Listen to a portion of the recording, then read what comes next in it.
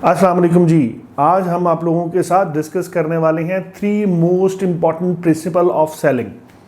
अगर आप इन 3 चीज़ों को दिमाग में रखेंगे तो आपकी सेल्स बहुत अच्छे से इंक्रीज़ हो सकती हैं। आपने अक्सर नोट किया होगा कि अगर आप सेल्स पर्सन हैं तो आप ही की ऑर्गेनाइजेशन में कुछ ऐसे लोग हैं जो वहाँ से सैलरी ले रहे हैं लाखों के हिसाब से, लेकिन आपको वो सैलरी मिल रही है हज़ारों के हिसाब से, और वो सैलरी इतनी कम है जिसमें आपका गुजारा नहीं हो पा रहा, और आप मुसलसल अपनी सेल्स के साथ स्ट्रगल कर रहे हैं। बावजूद इसके कि आप मेहनत कर रहे हैं, आप मार्केट पे जा रहे हैं, आप टाइम लगा रहे हैं, आप नए क्लाइंट को मिलने की कोशिश करते हैं, लेकिन सारी मेहनत करने के बावजूद क्लाइंट क्यों आपसे प्रोडक्ट परचेज नहीं करता, इसकी सबसे बड़ी वजह क्या है?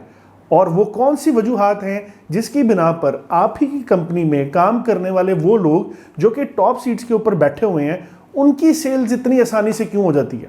वो चलते फिरते भी रहते हैं, एंजॉय भी करते हैं, पार्टीज भी करते हैं, गाड़ियों में आते जाते भी हैं और वो सेल्स भी निकालते हैं। इसके पीछे आखिर वजह क्या है? तो यहाँ मैं डिस्कस करूँगा 3 बेहतरीन प्रिंसिपल की। पहली चीज़ उसमें से है आपका कस्टमर के साथ रिलेशनशिप।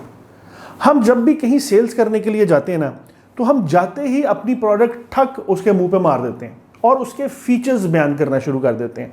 हालांकि अगर आपने सेल्स को समझना है तो आप प्रोडक्ट बेचने नहीं गए, आप प्रॉब्लम का सॉल्यूशन बेचने गए हैं। लेकिन उस प्रॉब्लम का सॉल्यूशन बेचने से पहले आपने उस कस्टमर को इस बात पे कन्विंस करना है कि वो आपको अपना प्रॉब्लम बताए। और आप मुझे बताएं, क्या राह चलते बंदे को कभी कोई अपना प्रॉब्लम बताता है? क्या कभी कोई शख्स आपके पास आके वैसे ही बैठा हो और आप उसके साथ अपने प्रॉब्लम डिस्कस करना शुरू कर दें? अगर कोई ऐसा दोस्त जो कि कम दोस्त है वो भी जब आपसे पूछता है ना कि परेशान क्यों बैठे हो, तो आप कहते हो कुछ नहीं यार। उसने कहा नहीं यार कोई तो मसला है, तुम परेशान हो, और नहीं यार कोई मसला नहीं। ये सब सिलसिलाकार क्या है कि आपका अभी उसके साथ इतना अच्छा रिलेशन नहीं है कि आप उसको अपनी प्रॉब्लम बता सको। तो आप ये कैसे सोच सकते हैं कि कस्टमर आपको अपनी प्रॉब्लम एक ही मीटिंग में बता देगा, या जो टाइम आप उसके पास लेकर गए हैं वो उसी में आपको बता देगा? तो वहां आपको बिल्ड करना पड़ता है कस्टमर के साथ ताल्लुक, रिलेशनशिप।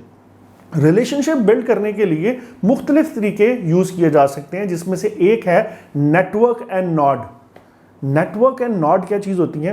नेटवर्क होता है बहुत से लोगों का मजमा जो कि किसी एक जगह पर हो और वहाँ पर जब आप चले जाएं। जिस तरह के चनाब क्लब की हम बात करें तो वहाँ पर बहुत से लोग ऑलरेडी आते हैं, खेलते हैं, चीज़ें करते हैं। तो अब ये जो बड़े बड़े लोग होते हैं ना, ये इस तरह की जगहों की मेंबरशिप ले लेते हैं, और मेंबरशिप लेने के बाद वहाँ पर उठते बैठते हैं, लोगों के साथ खेलते हैं, लोगों के साथ टाइम गुजारते हैं, और जो पैसा वो इस चीज़ पर इन्वेस्ट करते हैं उससे वो रिलेशनशिप को अर्न करते हैं।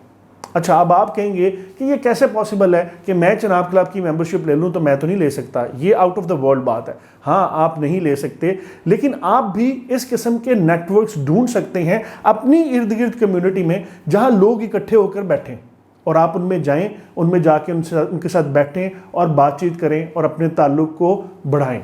जैसे आप रिलेशनशिप बढ़ाएंगे कस्टमर के साथ, आपकी बाउंडिंग उतनी अच्छी होगी, वो अपनी प्रॉब्लम आपके सामने रखेगा और फिर आप अपनी प्रोडक्ट एज सोल्यूशन उसके सामने रखेंगे।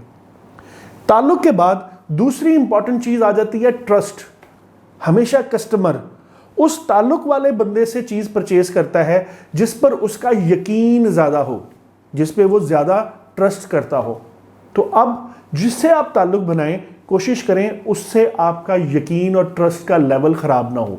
जो कमिटमेंट आप उससे करें, जो बात आप उससे करें, उसको आप पूरा करें। और अगर आप उसको पूरा नहीं कर पा रहे तो एटलीस्ट उसको फ़ोन कॉल करके आप ये बताएं कि आपने इसको क्यों पूरा नहीं किया।